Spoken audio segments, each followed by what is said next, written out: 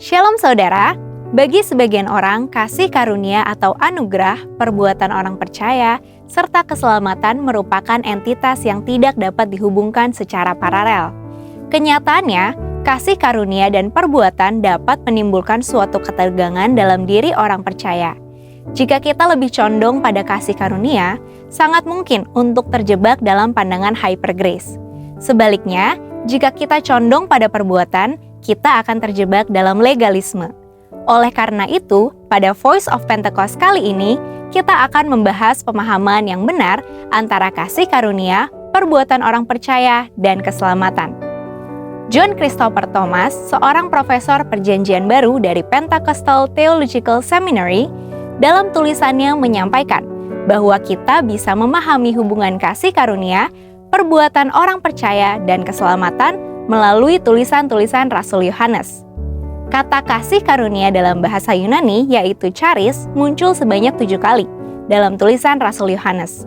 4 kali dalam Injil Yohanes, 1 kali dalam surat Yohanes, dan 2 kali dalam kitab Wahyu. Di sisi lain, kata bekerja dalam bahasa Yunani, yaitu ergon, muncul sebanyak 54 kali, 28 kali dalam Injil, 5 kali dalam surat Yohanes, dan 21 kali dalam kitab Wahyu. Tampaklah bahwa pemahaman Yohanes tentang kasih karunia harus dilihat dari hubungannya dengan pekerjaan atau perbuatan. Dalam Yohanes 1 ayat 14, pertama kalinya kata anugerah atau kasih karunia muncul di dalam tulisan Rasul Yohanes. Karenanya, kita harus memahami bahwa kasih karunia atau anugerah berkaitan erat dengan Yesus Kristus. Kasih karunia tidak hanya tentang kemurahan yang tidak layak kita terima, tetapi tentang hubungan kita dengan Kristus yang adalah kebenaran. Melalui Kristus, kita mengenal kebenaran dan menerima anugerah demi anugerah. Kata perbuatan dalam tulisan Rasul Yohanes, contohnya dalam Yohanes 3 ayat 21 dan ayat lainnya, memiliki makna yang dalam, yaitu yang pertama, mengungkapkan apakah seseorang mencintai terang, yang kedua, mengungkapkan hubungan seseorang apakah dengan Tuhan atau setan. Yang ketiga, menyingkapkan asal-usul seseorang.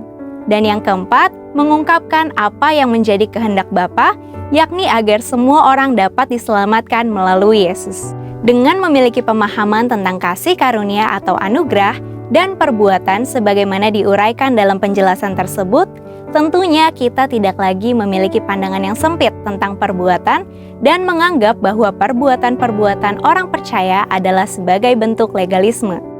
Kita diselamatkan karena anugerah oleh iman, dan iman kita haruslah iman yang hidup, di mana iman yang hidup dinyatakan melalui perbuatan-perbuatan kita. Lalu, bagaimana hubungannya dengan keselamatan? Rasul Yohanes dalam kitab Wahyu memberikan gagasan tentang perbuatan, di mana perbuatan itu mencakup aktivitas atau tindakan seseorang, serta kualitas hubungan seseorang dengan Tuhan Yesus. Wahyu 19 ayat 7-8 berbunyi, "Marilah kita bersukacita dan bersorak-sorai dan memuliakan Dia, sebab hari perkawinan anak domba telah tiba dan pengantinnya telah siap sedia. Kepadanya dikaruniakan supaya memakai kain linen halus yang berkilau-kilauan dan yang putih bersih." Linen halus itu adalah perbuatan-perbuatan yang benar dari orang-orang kudus. Persiapan ini menunjukkan adanya aktivitas kerjasama atau bahkan timbal balik antara mempelai anak domba dan Tuhan. Berarti, Tuhan yang digambarkan sebagai anak domba adalah yang memberikan pakaian dari linen halus ini kepada mempelai anak domba. Tujuan pemberian ini diperjelas dengan kata kerja diberi kain linen yang menunjukkan bahwa dia harus mengenakan pemberian itu.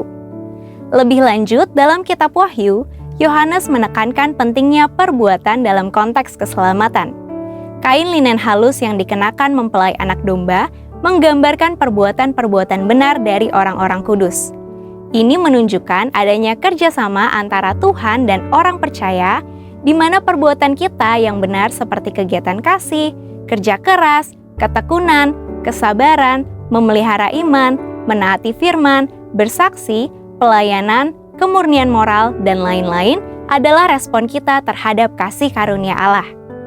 Iman yang sejati harus diwujudkan dalam tindakan.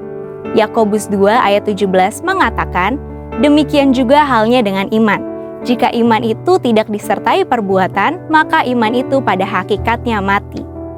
Perbuatan benar manusia harus berjalan konsisten dengan perbuatan benar menurut Tuhan, karena tindakan kita mencerminkan Tuhan yang telah memberikan keselamatan. Dalam tulisan Yohanes, tampaknya mustahil untuk memahami keselamatan tanpa perbuatan, karena perbuatan seseorang membuktikan apakah seseorang berjalan dalam persekutuan dengan Tuhan dan saudara seiman atau tidak. Oleh karena itu, kita melihat bahwa perbuatan kita bukanlah legalisme, tetapi bukti dari iman yang hidup, karena iman yang sejati harus diwujudkan dalam tindakan.